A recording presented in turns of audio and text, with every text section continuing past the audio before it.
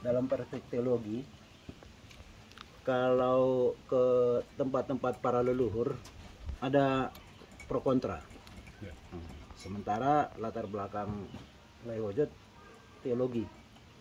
Lalu apalah kira-kira yang mendorong niat Lai Hojot berdoa di Batu Sawan, tempat leluhur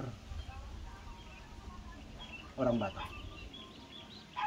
Saya kira kita harus memberi pencerahan untuk masyarakat Batak, karena selama ini kita terkotak-kotak bahwa spiritual itu selalu kita tidak luas melihat holistik, bahwa kita bisa berjumpa dengan pencipta itu di berbagai tempat.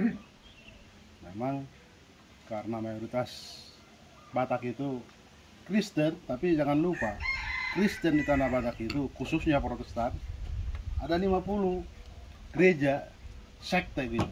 Jadi bukan HKBP, saya HKBP. Jadi harus dikelirkan ini. Di tanah Batak ini ada pusat Pentakosta, bukan Pentakosta yang benar-benar Batak Pentakosta, pusatnya di Ciantar. Dan awalnya itu berdiri di Paranginan. Ke kampungnya saya sudah pernah.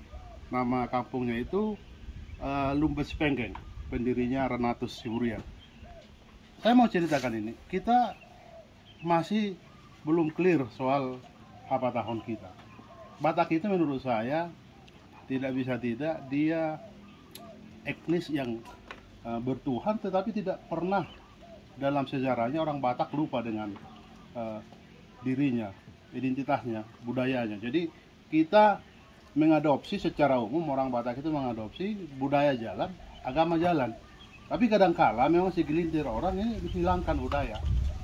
Maka ada segelintir, saya sebut, kelompok yang berani menyebut itu ulos, itu berhala begitu, dibakar.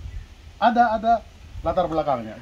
Yang saya tahu kenapa itu latar belakang dibakar, karena mereka dulu juga dari agama berbasis Batak. Saya sebutlah bukan Toba ya, tapi agama Pemenak di Karo. Ada satu orang marga dari Karo, saya tidak sebutkan. Dia kemudian bertobat, kata dia. Dia tinggalkan agama Pemenaknya.